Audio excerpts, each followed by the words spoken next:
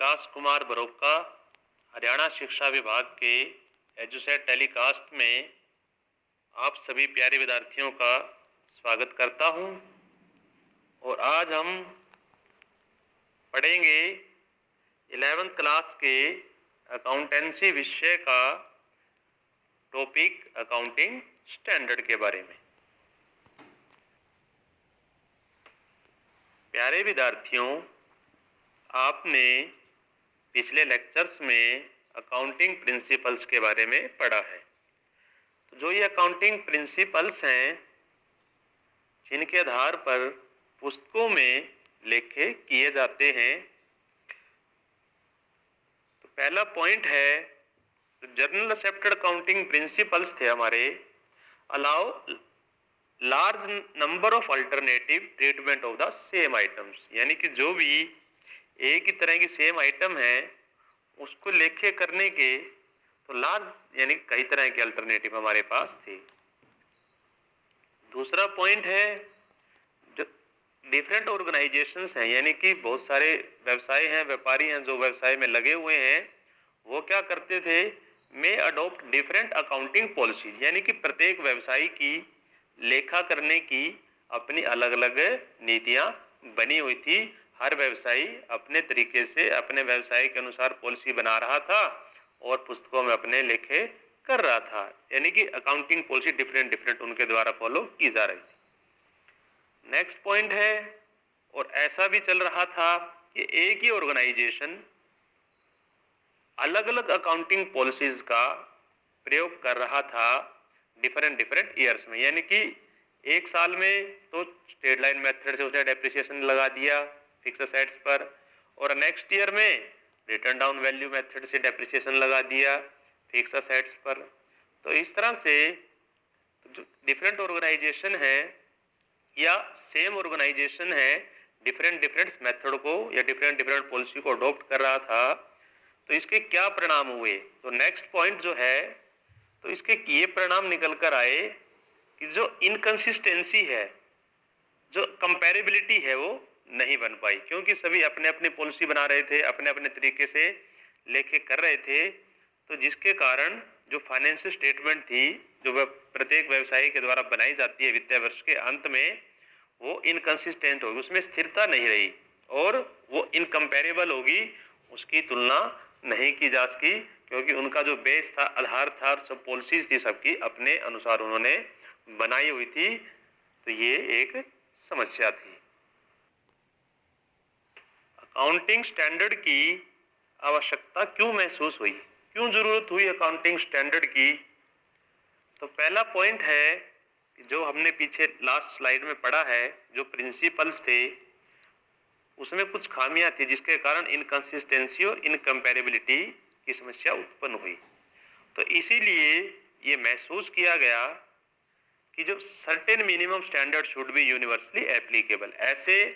Standard बनाए जाएं जिससे कम से कम यूनिवर्सली एप्लीकेबल हो, सभी के द्वारा उनको माना जाए, उनका पालन किया जाए और उसी के आधार पर पुस्तकों में लेखा किया जाए, जिसके कारण से अकाउंटिंग स्टैंडर्ड का निर्माण किया गया। तो नेक्स्ट पॉइंट है,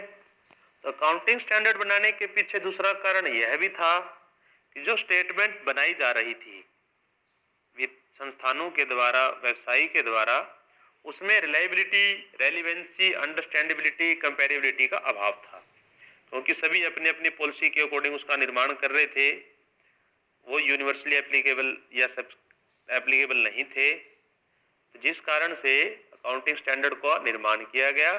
ताकि जो फाइनेंशियल स्टेटमेंट बन सके उसमें क्वालिटेटिव एस्पेक्ट भी आए, रिलायबिलिटी भी हो, विश्वसनीय भी हो, रेलिवेंस भी हो, अंडरस्टैंडेबल भी हो, समझा भी जा सके और उसकी तुलना भी की जा सके। तो ये चारों एलिमेंट उसके अंदर हों। तो नेक्स्ट पॉइंट है, तो इस कार्य को पूर्ण करने के लिए, यानी कि अकाउंटिंग स्टैंडर्ड का निर्माण करने के लिए एक कमेटी का गठन किया गया। एक कमेटी का अंतर्राष्ट्रीय स्तर पर बनाई गई, तो जिसके जो भी स्टैंडर्ड बनाए जाएं ताकि सभी देश, सभी व्यापारी, सभी व्यवसायी इन स्टैंडर्ड को फॉलो करते हुए अपने अकाउंट मेंटेन करें। तो 1973 में एक कमेटी की स्थापना की गई, तो जिसका नाम था international accounting standard committee IASC। जो नेक्स्ट पॉइंट है, तो इस कमेटी के द्वारा रूल्स, रेगुलेशंस और डायरेक्शंस प्रदान की गई, जिसके आधार पर जो विश्व के अंदर जितनी भी बॉडीज हैं जो अकाउंट या बिजनेस व्यवसाय करती हैं, उनके आधार पर, यानी कि इन अकाउंटिंग स्टैंडर्ड के आधार पर पुस्तकों में लेखा कर सके, जिससे जो है रिलायबिलिटी, कंपेरेबिलिटी, रेलेवेंस और अंडरस्टैंडेबिलिटी को बढ़ावा मिले। तो नेक्स्ट पॉइंट है हमारा, और भारत के अंदर जो अकाउंटिंग स्टैंडर्ड का निर्माण करती है या उनको देखती है, तो उस संस्था का नाम है ICAI, institute of chartered accountant of India. जो विद्यार्थी CA करते हैं, तो यही संस्था है जो उनको CA भी करवाती है और जो अकाउंटिंग से संबंधित नियम हैं उनको भी देखती है। इसे इंडियन अकाउंटिंग स्टैंडर्ड भी कहते हैं। नेक्स्ट पॉइंट है, these accounting standards are named as well as numbered similarly to the IFRS। तो IFRS से हमारा अभिप्राय है इंटरनेशनल फाइनेंशियल रिपोर्टिंग सिस्टम, यानी कि जो भी स्टैंडर्ड बनाए गए इंटरनेशनल स्टैंडर्ड कमेटी के द्वारा, वो सभी पूरे विश्व में सभी देशों के द्वारा फॉलो किया गया, अपने देश की ज़रूरतों के हिसाब से उनमें थोड़ा बहुत परिवर्तन करते हुए। तो जितने भी स्टैंडर्ड हैं, इनको सीरियल नंबर दिए गए हैं, स्टैंडर्ड नंबर 1, 2, 3, 4, 5 और सभी अलग अलग ये स्टैंडर्ड हैं, सीरियल नंबर इनको दिया हुआ है। तो लास्ट पॉइंट है, they are based on adapted from the general accepted accounting principle, यानी कि जो भी हमारे द्वारा प्रिंसिपल बनाए गए थे उनमें थोड़ा बहुत परिवर्तन करते हुए, मॉडिफिकेशंस करते हुए, तो अपने हमारे यहाँ की इंडियन इकोनॉमी के व्यवसाय की जरूरतों को देखते हुए भारतीय अकाउंटिंग स्टैंडर्ड का निर्माण किया गया, ताकि जो हमारे भी व्यवसायी हैं या व्यापारी हैं वो इन अकाउंटिंग स्टैंडर्ड को फॉलो करते हुए अपने अकाउंटिंग का, लेखों का या लेखा व्यवसाय में कर सकें। Accounting standard concept and definition. तो पहले बात करते हैं अकाउंटिंग स्टैंडर्ड के कंसेप्ट के बारे में। जो अकाउंटिंग स्टैंडर्ड हैं, ये सभी एक रिटन स्टेटमेंट्स हैं, यानी कि सब लिखित के अंदर हैं, जो समय समय पर जो अकाउंटिंग प्रोफेशनल्स हैं या संस्थाएं हैं जो इनका निर्माण करती हैं, जैसे भारत में ICAI, institute of chartered accountant of India है, वो उनका निर्माण करती है, यूनिफॉर्मिटी लेकर आती है, रूल्स बनाती है अकाउंटिंग से संबंधित, ताकि इनके आधार पर जो हमारे फाइनेंशियल स्टेटमेंट है उनका निर्माण या उनको बनाया जा सके। जैसे trading account, profit and loss account और बैलेंस शीट हमारे फाइनेंशियल स्टेटमेंट हैं, और भी हैं जिनका निर्माण इन अकाउंटिंग स्टैंडर्ड के आधार पर किया जाता है। अब बात करते हैं इसकी परिभाषा की। तो कोहलर जो एक राइटर हैं, इनके अनुसार जो अकाउंटिंग स्टैंडर्ड है, a code of conduct impose on accountant by the custom law और प्रोफेशनल बॉडी, यानी कि जो भी अकाउंटेंट है जिनके द्वारा पुस्तकों में लेखों का कार्य किया जाता है, यह उनके ऊपर लागू होते हैं। ये कोड ऑफ कंडक्ट है, नियम है, कायदे हैं, कानून है, जिनके आधार पर एक अकाउंटेंट के द्वारा पुस्तकों में लेखा किया जाता है, और इन नियमों को प्रोफेशनल्स बॉडी के द्वारा बनाया जाता है और अकाउंटेंट में इनको लागू किया जाता है। Objectives of accounting standard. तो अकाउंटिंग स्टैंडर्ड बनाने के हमारे क्या उद्देश्य हैं, इन उद्देश्यों को ध्यान में रखकर इनका निर्माण किया गया है। तो पहला पॉइंट है, जो भी फाइनेंशियल स्टेटमेंट व्यवसायी के द्वारा बनाए जाते हैं, तो उनमें यूनिफॉर्मिटी यानी कि एक रूपता लाई जा सके, यानी कि सभी व्यवसायी, सभी व्यापारी जब अपने खाते मेंटेन करते हैं या फाइनेंशियल स्टेटमेंट प्रिपेयर करते हैं या तैयार करते हैं, वो इस तरीके से बनाएं या तैयार करें कि उन सब में एक रूपता को लाया जा सके, यानी कि सभी एक ही तरीके से बनाएं, उनमें यूनिफॉर्मिटी हो, एक रूपता लाई जा सके। दूसरा उद्देश्य है कि जो भी लोग इन कंपनियों में इन्वेस्ट करना चाहते हैं, तो उन्हें भी इंफॉर्मेशन में, फाइनेंशियल स्टेटमेंट में इंटरेस्ट होता है, ताकि उन्हें पता चल सके कि जो कंपनी में वो इन्वेस्टर इन्वेस्ट करना चाहता है उसकी जो पॉलिसीज है वो कौन सी उसने अडॉप्ट की है अपनी फाइनेंशियल स्टेटमेंट को बनाते समय। तीसरा उद्देश्य है अकाउंटिंग स्टैंडर्ड का कि जो विभिन्न विभिन्न व्यवसायियों के द्वारा जो डिफरेंट पॉलिसीज अडॉप्ट की जा रही थी लेखा करने के लिए, उन सबको समाप्त किया जा सके और सभी को एक ही लेखा प्रणाली प्रदान की जा सके ताकि उनमें एकरूपता लाई जा सके, उसको दूर करने के लिए डाइवर्सिटी को। चौथा फायदा था अकाउंटिंग स्टैंडर्ड का कि जो भी फाइनेंशियल स्टेटमेंट बनाई जाती है संस्थाओं के द्वारा उनमें स्थिरता लाई जा सके, कंसिस्टेंसी हो, ट्रांसपेरेंसी हो, यानी कि किसी प्रकार की कोई भी बात छुपाई ना गई हो बनाते समय फाइनेंशियल स्टेटमेंट, और कंपेरेबिलिटी कि हम अपनी संस्था की दूसरी संस्था के साथ तुलना कर सके और अपनी संस्था के विभिन्न वर्षों के फाइनेंशियल स्टेटमेंट के बीच में भी तुलना कर सके। पांचवा जो उद्देश्य है अकाउंटिंग स्टैंडर्ड का वो जो है रिलायबिलिटी और क्रेडिबिलिटी को इम्प्रूव करता है फाइनेंशियल स्टेटमेंट की, यानी कि जो भी फाइनेंशियल स्टेटमेंट बनाई जाती है संस्थाओं के द्वारा लोगों का उन पर विश्वास हो और उनकी वैल्यू ज़्यादा हो। जो ये सब फायदे हैं ये अकाउंटिंग स्टैंडर्ड के कारण ही संभव हो पाए हैं। बेनिफिट्स ऑफ अकाउंटिंग स्टैंडर्ड, तो ये अकाउंटिंग स्टैंडर्ड बनाए गए तो इसके क्या फायदे हुए। तो पहला फायदा है improve reliability and credibility of financial statement, यानी कि जो लोग व्यवसाय में इंटरेस्टेड होते हैं उनकी सूचनाओं को जानना चाहते हैं और जो उसके आधार पर उसमें इन्वेस्ट करते हैं, चाहे वो इन्वेस्टर हो, चाहे वो मैनेजमेंट हो, चाहे वो क्रेडिटर हो, चाहे वो एम्प्लॉयज़ हो, चाहे वो गवर्नमेंट है जिनको टैक्स लेना है, चाहे वो रिसर्चर है जो समय समय पर रिसर्च करते हैं, सभी को व्यवसाय की इंफॉर्मेशन में रुचि होती है। तो वो इंफॉर्मेशन जो है अगर वो रिलायबल ही नहीं है, विश्वसनीय ही नहीं है, तो वो किसी काम की नहीं होती। तो अकाउंटिंग स्टैंडर्ड के आने से जो ये सूचनाएं हैं जो फाइनेंशियल स्टेटमेंट में दी जाती हैं जो व्यवसायी के द्वारा, वो रिलायबल भी हुई और क्रेडिबिलिटी भी उनकी बड़ी है, यानी कि वो विश्वसनीयता को बढ़ावा दिया गया है। दूसरा फायदा है ensure the consistency and comparability of financial statement, यानी कि जो भी फाइनेंशियल स्टेटमेंट बनाई जाती हैं व्यवसायियों के द्वारा वो अकाउंटिंग स्टैंडर्ड पर आधारित हैं, और जब अकाउंटिंग स्टैंडर्ड पर आधारित हैं तो सभी के द्वारा सेम अकाउंटिंग स्टैंडर्ड को फॉलो किया गया है, तो जिसकी वजह से तो कंसिस्टेंसी आती है फाइनेंशियल स्टेटमेंट में और कंपेरेबिलिटी भी, यानी कि इनकी तुलना भी की जा सकती है एक फर्म की दूसरी फर्म के फाइनेंशियल स्टेटमेंट के साथ, और एक ही फर्म के अपने ही फर्म के डिफरेंट सालों के फाइनेंशियल स्टेटमेंट के बीच में तुलना की जा सकती है। तीसरा फायदा है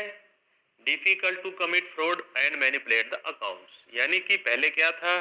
सभी अपने अपनी पॉलिसीज के अकॉर्डिंग बना रहे थे खाते फाइनेंशियल स्टेटमेंट, लेकिन अकाउंटिंग स्टैंडर्ड आने से जो रूल है या लेखा के जो नियम हैं वो रिजिड हो चुके हैं, जिससे क्या है जो फाइनेंशियल स्टेटमेंट तैयार की जाती हैं वो अंडर अकाउंटिंग स्टैंडर्ड के ही की जाती हैं, उसको ध्यान में रखकर की जाती हैं, जिससे जो फाइनेंशियल स्टेटमेंट तैयार होती है उसमें मैनिपुलेशन फ्रॉड का खतरा कम हो जाता है। चौथा फायदा है clear guidelines for financial reporting, तो अकाउंटिंग स्टैंडर्ड के अंदर ऐसा फ्रेमवर्क प्रोवाइड किया गया है कि जिसके अंतर्गत प्रत्येक व्यापारी को या व्यवसायी को ये लेखांकन को लेखा करने वाले को ये क्लियर होता है एसेट्स, लायबिलिटी, इक्विटी जो भी पुस्तकों में लेखे किए जाते हैं वो किस आधार पर किए जाने हैं, उनके अंदर किसी प्रकार का कोई भी भ्रम नहीं होता, तो उसी के अकॉर्डिंग वो पुस्तकों में लेखे करते हैं। तो पूरी की पूरी गाइडलाइन प्रोवाइड करवाई जाती है लेखों से संबंधित। अगला फायदा है यूनिफॉर्मिटी इन फाइनेंशियल रिपोर्टिंग, यानी कि जो भी फाइनेंशियल स्टेटमेंट बनाई जाती हैं उन सब के अंदर एक रूपता भी दिखाई देती है, क्योंकि सभी एक ही तरीके के अनुसार एक ही मेथड को फॉलो करते हुए अकाउंट्स मेंटेन कर रहे हैं। Helpful to investor and auditor,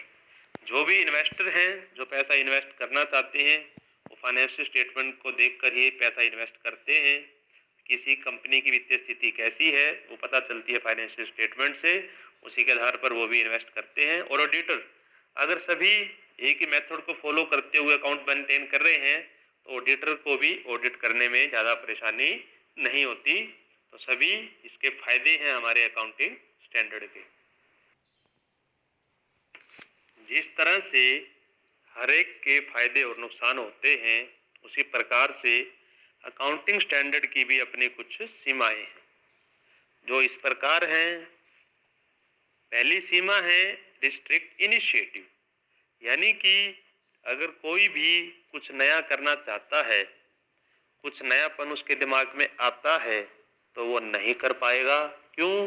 क्योंकि उसे जो अकाउंट मेंटेन करने हैं वो अकाउंटिंग स्टैंडर्ड को ध्यान में रखकर ही किया जाना है, तो इसीलिए वो अपनी तरफ से कुछ नहीं कर सकता। तो जो नियम कायदे कानून बनाए जाते हैं उसी को ध्यान में रखकर उसे अपने जो अकाउंट्स है मेंटेन करने होते हैं। दूसरा, रिजिड इन नेचर्स, यानी कि जो भी ये स्टैंडर्ड बनाए गए हैं ये रिजिड होते हैं, इनकी जो प्रकृति है they restrain the accountant from using a more suitable alternative solution to a particular problem, यानी कि अकाउंटेंट को ये जो सुटेबल अल्टरनेटिव्स हैं या सॉल्यूशंस हैं एक पर्टिकुलर प्रॉब्लम का, अगर एक प्रॉब्लम आ जाती है उसका अगर अदर सॉल्यूशन है तो उसको आप फॉलो नहीं कर सकते, उसको आपको रोकते हैं। जो भी नियम बनाए गए हैं उसी के अनुसार ही आपको उनको मेंटेन करना है। नेक्स्ट पॉइंट है obstruct the judgement of the auditor, यानी कि जो भी ऑडिटर है जिनके द्वारा खातों को चेक किया जाता है, जो ये अकाउंटिंग स्टैंडर्ड हैं ये ऑब्स्ट्रैक्ट करते हैं उनकी जजमेंट को, यानी कि वो अपने अनुसार जो खाते चेक करते हैं उनको ऑब्स्ट्रैक्ट प्रतिबंधित करते हैं, क्योंकि उनको जो चेकिंग करनी है वो स्टैंडर्ड के अकॉर्डिंग करनी है, जो स्टैंडर्ड के आधार पर ये खाते बनाए जाते हैं। लास्ट पॉइंट है हमारा जो इसकी कमी है historical cost and fair view. तो यहाँ पर एक बहुत बड़ा गैप है अंतर्राष्ट्रीय और इंडियन अकाउंटिंग स्टैंडर्ड में। जो अंतर्राष्ट्रीय अकाउंटिंग स्टैंडर्ड है यानी कि जो विश्व स्तर पर IFR जिसको इंटरनेशनल फाइनेंशियल रिपोर्टिंग सिस्टम कहते हैं, इसके अंतर्गत संपत्तियों को बैलेंस शीट में फेयर वैल्यू यानी कि मार्केट वैल्यू पर दिखाया जाता है, जबकि इंडियन अकाउंटिंग स्टैंडर्ड में जो भी संपत्तियां हैं इनको बैलेंस शीट में हिस्टोरिकल कॉस्ट के अंतर्गत ही दिखाया जाता है। एप्लीकेबिलिटी ऑफ अकाउंटिंग स्टैंडर्ड, यानी कि जो ये अकाउंटिंग स्टैंडर्ड हैं ये किन किन पर लागू होते हैं, कौन कौन सी संस्थाएं इनको फॉलो करती हैं, तो उनके बारे में जानते हैं। तो फर्स्ट है सोल प्रोप्राइटरशिप यूनिट, यानी कि अगर कोई व्यक्ति अकेला बिजनेस चला रहा है, एकल स्वामित्व है,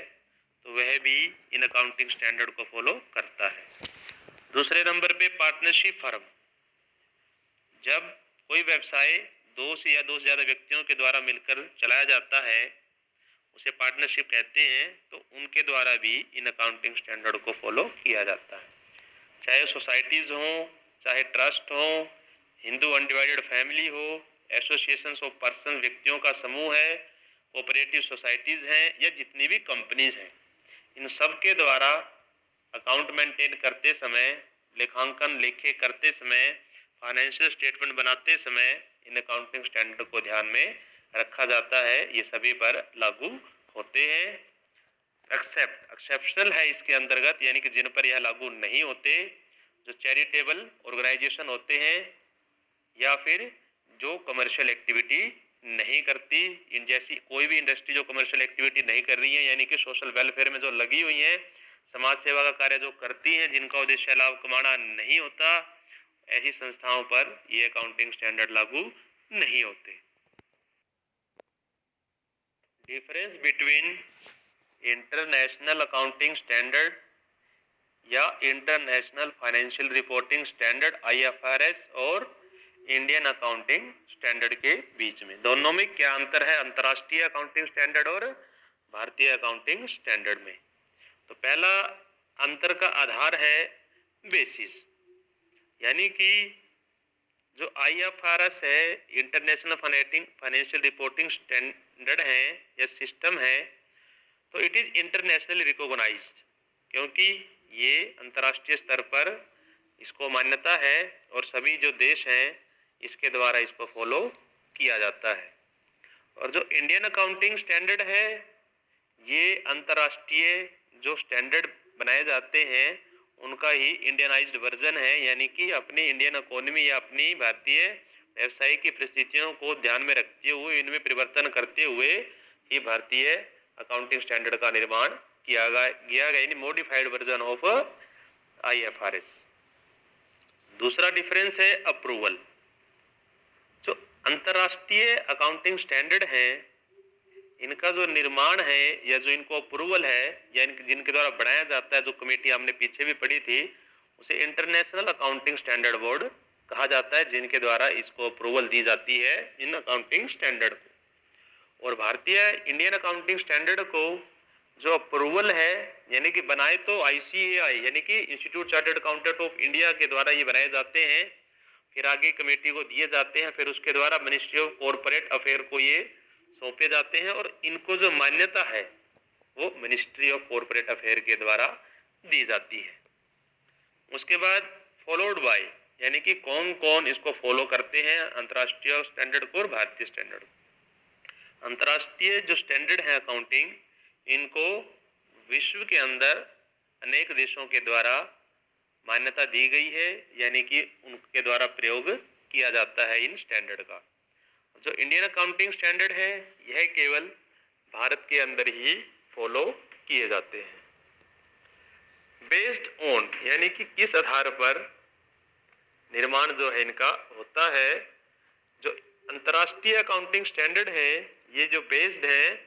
role which are long and complex, तो ये बहुत ही लंबे हैं, कॉम्प्लेक्स हैं। और जो भारतीय अकाउंटिंग स्टैंडर्ड है ये प्रिंसिपल पर आधारित है, क्योंकि जो प्रिंसिपल हमारे बनाए गए थे अकाउंटिंग के उसमें थोड़ा बहुत मॉडिफाई करते हुए इनको अकाउंटिंग स्टैंडर्ड का रूप दिया गया है। तो ये जितने भी ट्रांजैक्शन हैं ये उसका सार है या उसको ट्रांजैक्शन को करने में सहायता करते हैं। नेक्स्ट है लैंग्वेज यूज्ड, यानी कि उनको बनाते समय कैसी भाषा का प्रयोग किया गया है। तो अंतर्राष्ट्रीय अकाउंटिंग स्टैंडर्ड में जो लैंग्वेज यूज की गई है वो टेक्निकल लैंग्वेज है, इसका जो ड्राफ्ट तैयार किया है वो टेक्निकल भाषा में है। और जो भारतीय अकाउंटिंग स्टैंडर्ड है इसका जो ड्राफ्ट है वो सिंपल और क्लियर लैंग्वेज में है, आसान भाषा में और साधारण शब्दों में से लिखा गया है। नेक्स्ट पॉइंट है वैल्यूएशन ऑफ असेट्स, यानी कि अंतर्राष्ट्रीय अकाउंटिंग स्टैंडर्ड में जो संपत्तियां होती हैं उसका वित्तीय स्थिति यानी कि बैलेंस शीट में जो लेखा है वो फेयर वैल्यू और मार्केट वैल्यू पर किया जाता, हमने पीछे भी पढ़ा है। और जो इंडियन अकाउंटिंग स्टैंडर्ड है इसके अंतर्गत जो फिक्स असेट्स हैं उनका जो लेखा है बैलेंस शीट के अंदर वो हिस्टोरिकल कॉस्ट कंसेप्ट पर किया जाता है। नेक्स्ट पॉइंट है यूनिफॉर्मिटी। जो अंतर्राष्ट्रीय अकाउंटिंग स्टैंडर्ड है do not ensure uniformity in financial reporting, यानी कि जो भी रिपोर्टिंग इनके द्वारा अकाउंट मेंटेन किए जाते हैं वो यूनिफॉर्मिटी को रिपोर्ट नहीं करता, क्योंकि प्रत्येक देश के द्वारा जो अंतर्राष्ट्रीय अकाउंटिंग स्टैंडर्ड है इनमें अपने देश के अकॉर्डिंग थोड़ा बहुत परिवर्तन करके इनका प्रयोग किया जाता है। और जो इंडियन अकाउंटिंग स्टैंडर्ड है यूनिफॉर्मिटी प्रदान करते हैं, भारत के अंदर जितने भी कंपनीज हैं जो इसका प्रयोग करती हैं वो सभी एक ही अकाउंटिंग स्टैंडर्ड को फॉलो कर रही हैं, तो इसके अंदर जो है वो यूनिफॉर्मिटी को प्रदान करती है। Disclosure when A company assumptions of IFRS international financial reporting standard, जब ये स्टैंडर्ड बनाए गए तो इनको बनाते समय किन बातों को ध्यान में रखा गया, तो उस समय हमारी अजम्पशंस क्या थी इनको बनाते समय। तो पहला जो अजम्पशंस है गोइंग कंसर्न कंसेप्ट या गोइंग कंसर्न अजम्पशंस, तो इसके अंतर्गत अकाउंटिंग प्रिंसिपल में भी हमने पढ़ा है, जो गोइंग कंसर्न कंसेप्ट है या अजम्पशंस है, वो ये कहती है कि जब भी कोई भी व्यवसाय किसी भी व्यवसायी के द्वारा शुरू किया जाता है तो वह यह मानकर चलता है कि जो ये व्यवसाय है वो सालों साल चलता रहेगा, क्योंकि किसी भी व्यवसायी की ये सोच नहीं होती कि वो साल 2 साल के बाद इसको बंद कर देगा। तो वो हमेशा यही मानकर चलता है कि जो उसका व्यवसाय है या बिजनेस है will continue to exist carry on its operation for an indefinite period in the future, यानी कि भविष्य में जो ये व्यवसाय है साल दर साल चलता रहेगा। तो दूसरा अजम्पशन है एक्रूल अजम्पशंस। एक्रूल अभी हमने पीछे भी पढ़ा था लास्ट लेक्चर में कि difference between cash basis and accrual basis. तो जो हमारे अकाउंटिंग है वो एक्रूल बेसिस के आधार पर बनाई जाती है। तो एक्रूल बेसिस में जो रेवेन्यू है या आय है उसी को तभी आय मान लिया जाता है जब वो हमने कमा ली है या अर्न कर ली है, चाहे वो हमें प्राप्त हुई हो चाहे ना हुई हो। उसी तरह से जो खर्चे हैं उन्हें तभी रिकॉग्नाइज कर लिया जाता है जब वो हो जाते हैं, चाहे उनका भुगतान किया हो चाहे ना किया हो। तो तीसरा अजम्पशंस है इसके पीछे मेजरिंग यूनिट अजम्पशंस। तो मेजरिंग यूनिट अजम्पशन से हमारा अभिप्राय है करंट परचेजिंग पावर से। तो इस अजम्पशंस के अंतर्गत जितनी भी संपत्तियां होती हैं हमारी वो बैलेंस शीट के अंतर्गत फेयर वैल्यू पे दिखाई जाती है, मार्केट वैल्यू के ऊपर दिखाई जाती है, ना कि हिस्टोरिकल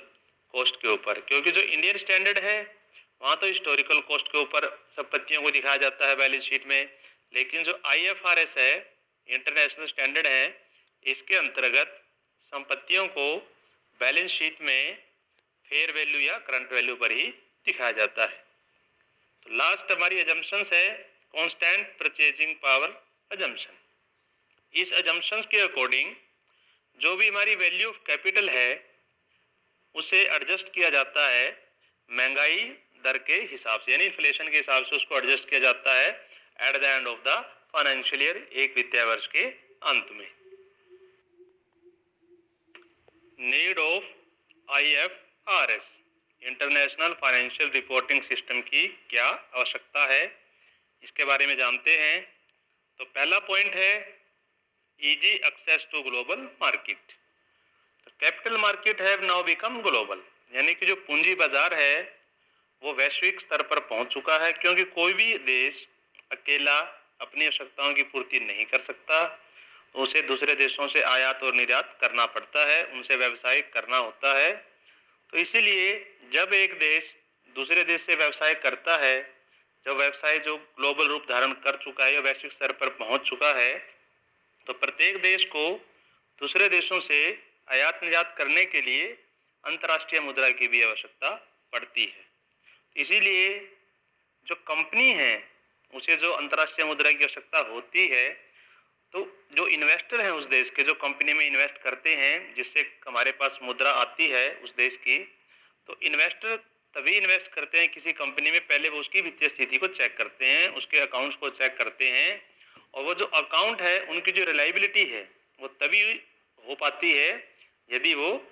IFRS यानी कि अंतर्राष्ट्रीय जो स्टैंडर्ड हैं उन मानकों को पूरा करते हैं या उन पर आधारित होते हैं। तो उनको देखकर हर इन्वेस्टर आसानी से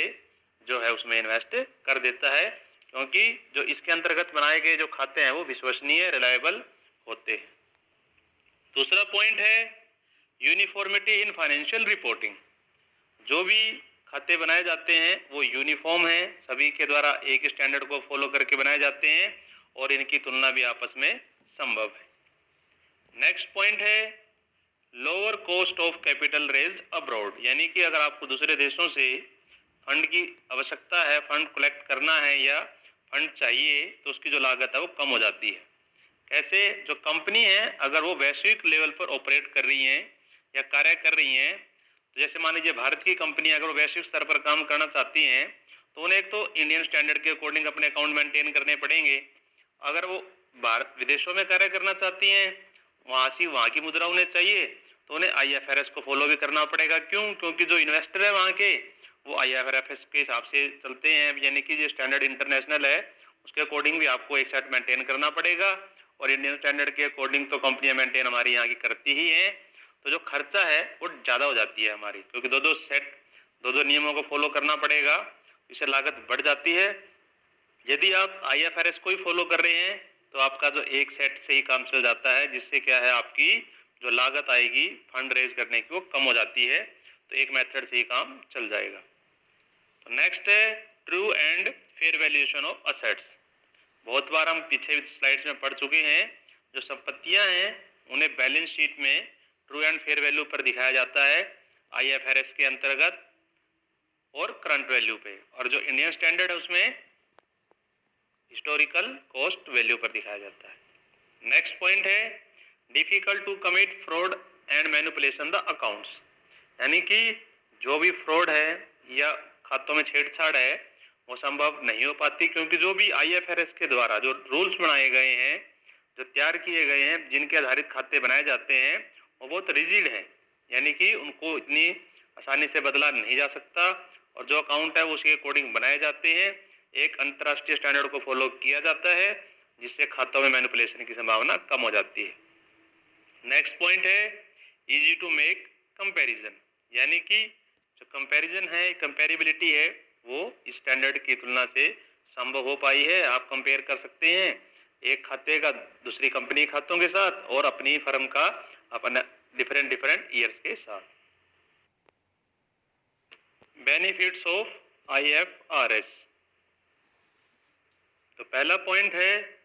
helpful to enterprises operates globally, यानी कि जो भी व्यवसायी या व्यापारी अंतर्राष्ट्रीय स्तर पर व्यापार करते हैं, जो ग्लोबल लेवल पर जो व्यवसाय फैला हुआ है आजकल,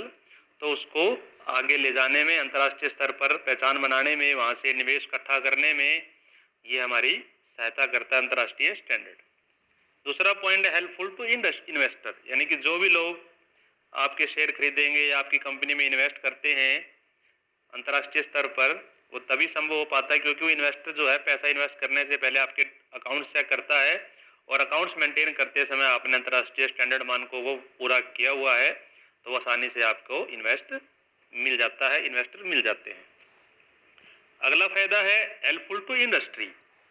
तो जो भी उद्योग हैं, इंडस्ट्रीज हैं जो अंतर्राष्ट्रीय व्यापार करती हैं,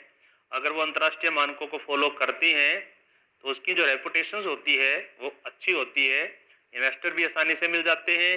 और वो उनकी जो छवि है अंतर्राष्ट्रीय मानकों को पूरा करने की वजह से अच्छी बनती है। नेक्स्ट है lower cost of raising fund from abroad. पिछली स्लाइड्स में भी हमने देखा कि जब आप अंतर्राष्ट्रीय मानकों को फॉलो करते हैं तो आपको केवल IFRS एक ही तरीके से अकाउंट मेंटेन करने पड़ते हैं, दो मेथड यूज करने की कोई आवश्यकता नहीं होती, जिसकी वजह से जो फंड रेज करने की लागत है वो कम आती है। अगला पॉइंट है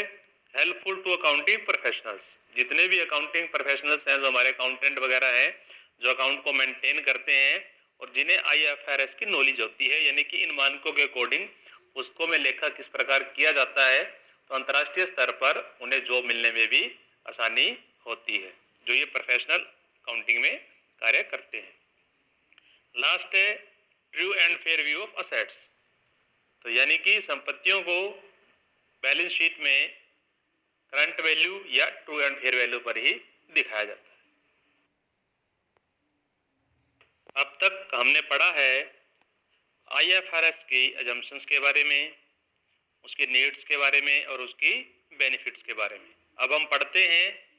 भारतीय अकाउंटिंग स्टैंडर्ड की विशेषताएं क्या है। तो पहला पॉइंट है it is also known as finalized Indianized version of IFRS, यानी कि जो अंतर्राष्ट्रीय मानक हैं उसको भारतीय इंडस्ट्री या भारतीय कंपनी के अनुसार, भारतीय ज़रूरतों के अनुसार उसको इंडियनाइज वर्जन में कन्वर्ट कर दिया गया, अपनी ज़रूरतों के अनुसार उसमें मॉडिफाई कर दिया गया, उसे ही इंडियन अकाउंटिंग स्टैंडर्ड या इंडियनाइज्ड वर्जन ऑफ IFRS कहते हैं।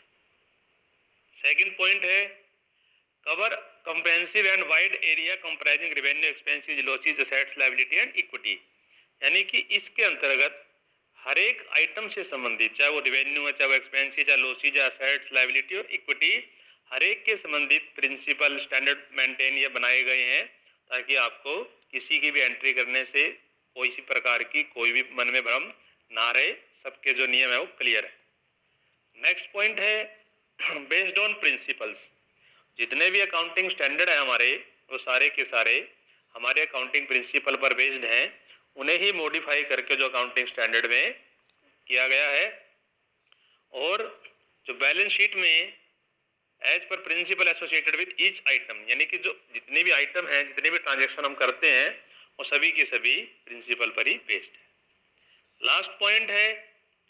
मोर emphasis on transparency and accountability of financial statement, यानी कि जो भी हमारी वित्तीय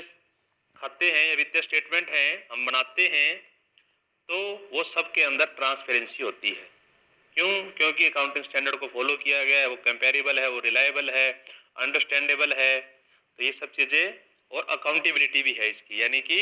ये बिल्कुल सही है, एक्यूरेट है, किसी प्रकार की इसमें कोई भी दिक्कत नहीं है, क्योंकि इसमें नियमों का पालन किया गया। जो अकाउंटिंग स्टैंडर्ड होता है वो फिर हमारी प्रिंसिपल। पहले हमने पढ़ा था बेनिफिट्स ऑफ अंतर्राष्ट्रीय स्टैंडर्ड के बारे में। अब हम पढ़ेंगे benefits of Indian accounting standard, यानी कि भारतीय जो अकाउंटिंग स्टैंडर्ड हैं इसके क्या फ़ायदे हैं। तो पहला फ़ायदा है improve reliability and credibility of financial statement, यानी कि जो भी हमारे फाइनेंशियल स्टेटमेंट बनाए जाते हैं वो रिलायबल होते हैं, यानी कि विश्वसनीय हैं। और दूसरा उनकी क्रेडिबिलिटी, यानी कि उनकी जो साख है वो भी बहुत अच्छी है। जितने भी पार्टीज़ हैं जो भी अकाउंटिंग इंफॉर्मेशन में इंटरेस्टेड होती हैं, वो सभी के सभी इस डाटा जो है, इंफॉर्मेशन जो है, अगर वो अकाउंटिंग स्टैंडर्ड को फॉलो करके बनाई जाती है तो उसमें वो अपना विश्वास जताते हैं। चाहे वो मैनेजमेंट हो, चाहे इन्वेस्टर हो, चाहे क्रेडिटर हो, चाहे एम्प्लॉय हो, गवर्नमेंट हो, ऑफिशियल हो, रिसर्चर हो, सबके लिए जो इन्फॉर्मेशन है वो रिलायबल और क्रेडिबिलिटी को दिखाती है। सेकेंड पॉइंट है ensure the consistency and comparability of financial statement, यानी कि जब भी अकाउंट्स मेंटेन किए जाते हैं या बनाए जाते हैं उसके अंतर्गत जो कंसिस्टेंसी को भी ध्यान में रखा जाता है, यानी कि जो भी स्टैंडर्ड है हम फॉलो कर रहे हैं उनको अलग अलग ना रखा जाए। सभी प्रत्येक ईयर में एक ही जैसे अकाउंटिंग स्टैंडर्ड को फॉलो किया जाए, जिससे कि उनमें कंसिस्टेंसी आए और उनका कंपैरिजन भी पॉसिबल हो सके। तीसरा पॉइंट है difficult to commit fraud manipulate the accounts, यानी कि अकाउंट्स जो बनाए जा रहे हैं वो पूरे के पूरे नियमानुसार, अकाउंटिंग स्टैंडर्ड के अनुसार, हमारी जो पॉलिसीज हैं या हमारे प्रिंसिपल्स हैं उनके अनुसार, तो इसीलिए तो इसके अंदर जो नियमों का जब पालन किया जा रहा है तो फ्रॉड और मैनिपुलेशन की जो संभावना है वो बहुत कम हो जाती है। नेक्स्ट पॉइंट है सुटेबल फॉर इंडियन कंडीशन, यानी कि जो भारतीय कंपनियां हैं जो भारत में काम करती हैं तो वो इंडियन अकाउंटिंग स्टैंडर्ड को फॉलो करती हैं, तो उनके लिए ज़्यादा सुटेबल रहता है। तो पांचवा पॉइंट है clear guidelines for financial reporting. आप जितने भी एंट्रीज बुक्स में करते हैं, चाहे वो सेट्स हो, चाहे वो लायबिलिटीज हो, या कोई भी आइटम हो, उन सब के रिगार्डिंग क्लियर इन्फॉर्मेशन हमारे पास होती है भी किसकी एंट्री किस नियम के अकॉर्डिंग किस कहाँ की जानी है, जिससे किसी पर फाइनेंशियल रिपोर्टिंग में कोई भी दिक्कत नहीं आती। यूनिफॉर्मिटी इन फाइनेंशियल रिपोर्टिंग, जो भी रिपोर्टिंग हम करते हैं, लेखांकन हम करते हैं, उनमें क्या है एक रूपता आती है, ताकि सभी के सभी एक ही तरीके से अकाउंट मेंटेन कर रहे हैं। लास्ट है हेल्पफुल टू इन्वेस्टर, जो भी लोग इन्वेस्ट करते हैं पैसा, वो हमेशा ही इन्वेस्टमेंट से पहले हमारे फाइनेंशियल स्टेटमेंट को चेक करते हैं। तो ये फाइनेंशियल जो स्टेटमेंट है अगर इनका नियमों को फॉलो करते हुए बनाई गई है तो इन्वेस्टर इस पर अपना विश्वास जताते हैं और वो इन्वेस्ट करने में किसी प्रकार का उनके मन में कोई शंका नहीं रहती। Procedure of issue Indian accounting standard, यानी कि जो भारतीय अकाउंटिंग स्टैंडर्ड हैं इनको जो बनाने की प्रक्रिया है, कौन इनको बनाता है, कौन इनको अप्रूवल देता है, क्या इसकी प्रोसेस है, उसके बारे में जानते हैं। तो सबसे पहले जो first approved by the council of Indian institute of chartered accountant, यानी कि जो भारतीय संस्था है ICAI institute of chartered accountant of India, सबसे पहले ये अप्रूवल देता है हमारे अकाउंटिंग स्टैंडर्ड को। सेकंड जो स्टेप है, जब ICAI संस्था के द्वारा ये स्टैंडर्ड्स को अप्रूवल दे दी जाती है तो इनके अप्रूवल के पश्चात जो स्टैंडर्ड हैं वो आगे सेंड किए जाते हैं national advisory committee on accounting standard, जो एक कमेटी का गठन किया गया नेशनल एडवाइजरी कमेटी। तो ICAI के अप्रूवल के पश्चात इनके पास भेजा जाता है, फिर वो इनको चेक करते हैं और फिर इनके ऊपर वो अपनी सहमति देते हैं। तीसरा स्टेप है जो नेशनल एडवाइजरी कमेटी में भेजे जाते हैं अप्रूवल के लिए, तो वो चेक करेगा इनको, देखता है और फिर वो आगे रिकमेंडेशन भेज देता है इन स्टैंडर्ड की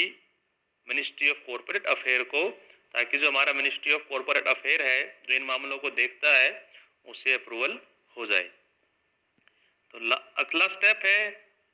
जब after the approval of Ministry of Corporate Affair standard are notified in the official gazette, यानी कि जब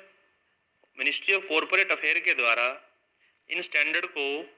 अप्रूवल दे दी जाती है, तो जो गवर्नमेंट का ऑफिशियल जो गजट नोट छपते हैं उनमें इसको नोटिफाई यानी का नोटिफिकेशन जारी किया जाता है, ताकि ये स्टैंडर्ड जो है फिर इम्प्लीमेंट है